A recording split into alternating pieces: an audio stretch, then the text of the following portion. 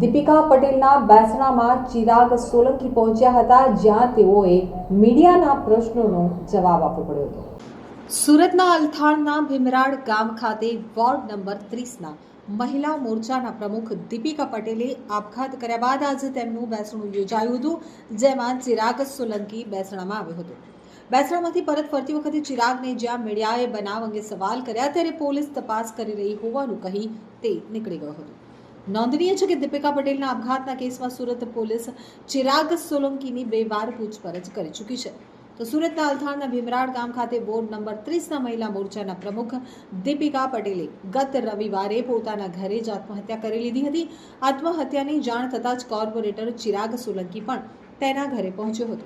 તો દીપિકા પટેલની આત્મહત્યા બાદ શંકાના દાયરામાં રહેલા ચિરાગ સોલંકીની સુરત પોલીસની ટીમ દ્વારા 2 વાર પૂછપરછ કરવામાં આવી ચૂકી છે। આજે દીપિકા પટેલનું ભીમરાડમાં બેસણું હતું, જેમાં ચિરાગ સોલંકી પણ પહોંચ્યો હતો। તો દીપિકા પટેલના પરિવારજનો સાથે મુલાકાત કરી ચિરાગ માત્ર 2 મિનિટમાં જ ત્યાંથી પરત ફર્યો હતો। પરત ફરતી સમયે મીડિયાએ બનાવ અંગે સવાલ કર્યો, ત્યારે પોલીસ તપાસ કરી રહી હોવાનું કહી ત્યાંથી નીકળી ગયો હતો।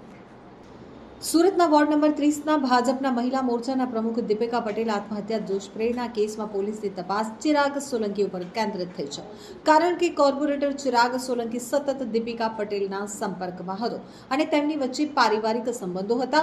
બંને વચ્ચે નાણાકીય, સામાજિક કે પારિવારિક કોઈ ઝઘડો કે બોલાચાલી થયા બાદ દીપિકાએ આ પગલું ભર્યાની આશંકા છે।